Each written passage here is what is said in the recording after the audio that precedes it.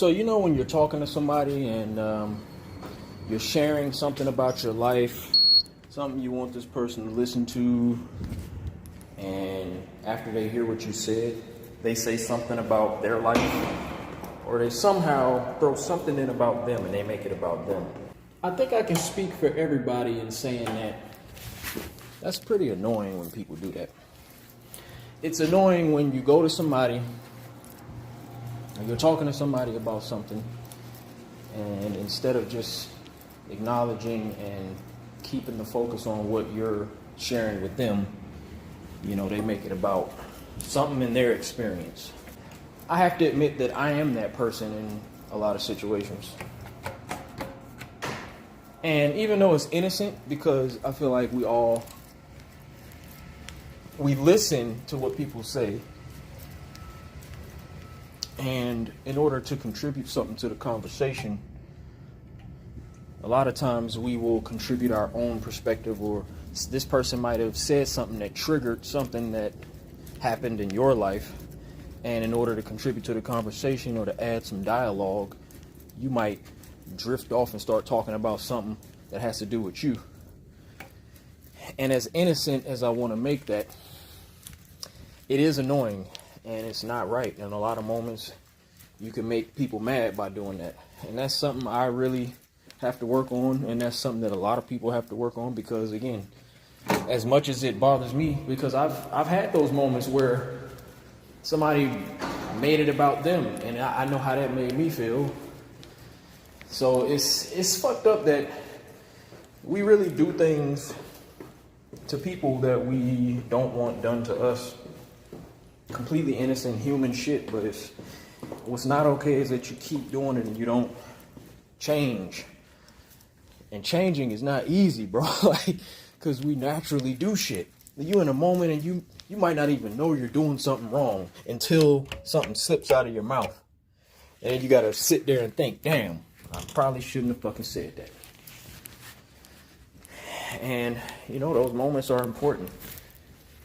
So I think I just want to, I know it's people out here that, it's a lot of us that do this. And I just want to challenge all of you, including me, that when people are talking to you about something, especially if you can visibly see that they're excited to share with you, just keep the focus on them. Even if they say something that triggers a thought and you want to share something about you, and even if it ain't a bad thought, you could be contributing something good about your own life. I just think it's better to just keep it focused on what that person is saying, and something I got to work on. And I think I know why we do that. I know why a lot of us do that. It's because, when somebody shares something with you, right? I think our natural instinct is to want to have a conversation, like a dialogue back and forth. You don't want to get words from a person and then just not have anything to say, but I think it's okay to not have anything to say. And you just acknowledge the person,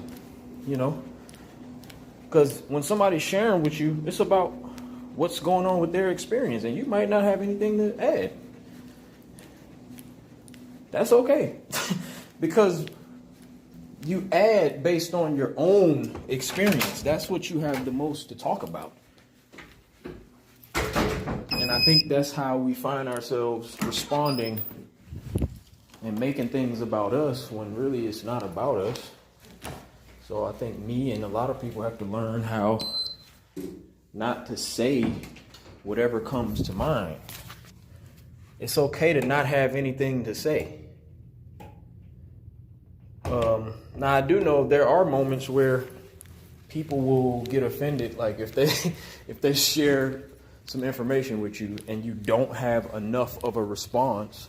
You ever had that happen where it's like they'll probably say some shit to you like, well, you don't have anything to contribute, like you don't have nothing to say. Like I just told you all that and you just don't have nothing to say. So I don't know, man. Life is weird, but I do think it's just better and safer to not shift the dialogue onto your own life or your own perspectives when somebody's sharing something that has nothing to do with you. And that seems like a very simple thing, and it is. It's just learning how to control this. The stuff that comes out of your mouth, man, like it can be interpreted too. Like people interpret what you say. They don't know your intent.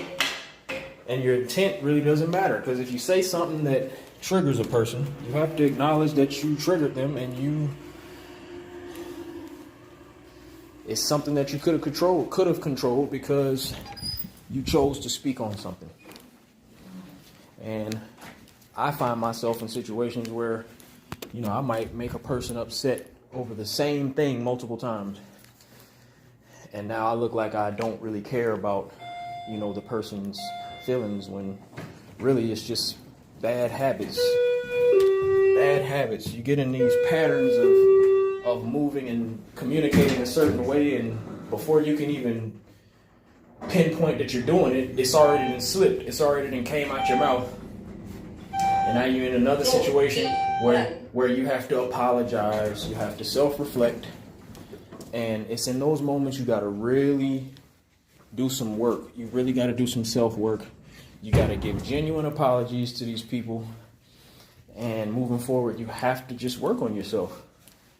You got to pinpoint the specific thing that you did that you don't want to do anymore. So that's what I did tonight. Like, I'm pinpointing that's a habit. And I'm talking about it because everybody in this world, I feel, does this. We have a habit of making things about us. 4P2. And I think we have to do a better job of not making conversations about us. When a person did not come to us to hear about our experience, they came to share something. They came to share something about their life, their joy, their pain, whatever it is that they're sharing. Keep it about them. Don't immediately start referencing your own life, because that can cause people to be offended.